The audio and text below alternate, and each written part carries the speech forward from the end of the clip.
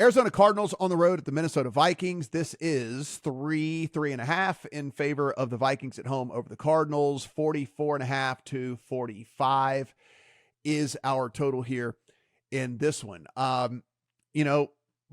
Vikings came back down to earth at least a little bit on the offensive side of the ball.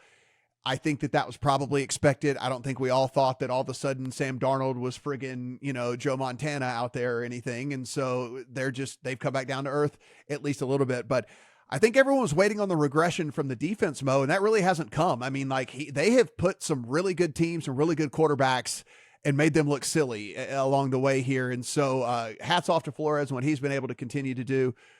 Arizona Cardinals, though, are getting more than a field goal on the road.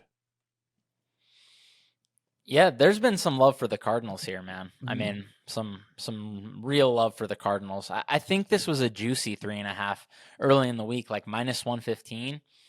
And I saw some threes, and I think, like you said, it's kind of been going a little bit back and forth maybe in some spots, but market definitely likes the Cardinals here.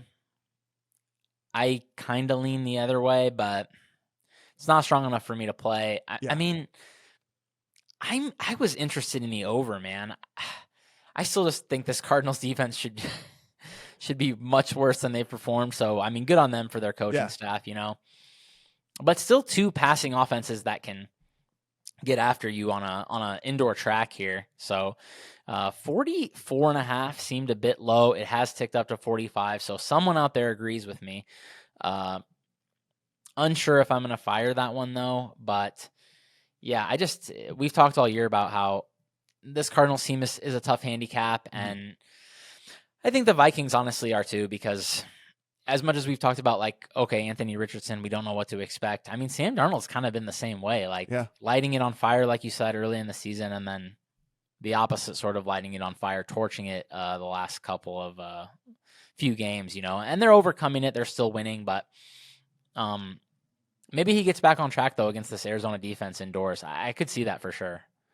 Yeah, I'm glad you said what you said there in that one, because I did play some over here in this one, and mainly because I'm just going to play on the good variants with Arizona, and if I get the bad side, then I'm just going to lose this, and I might lose this like handily. But I think with Kyler Murray and the skill set he brings to the table, there is a way and a path to victory with as much as the Vikings blitz. If they don't get home, like, Kyler Murray is maybe the best at like just picking a lane and friggin' taking off there is on the face of the planet. Like, the dude gets these weird 25, 30 yard scrambles more than anyone like I've ever seen. That like includes Lamar. Like, it's the weirdest.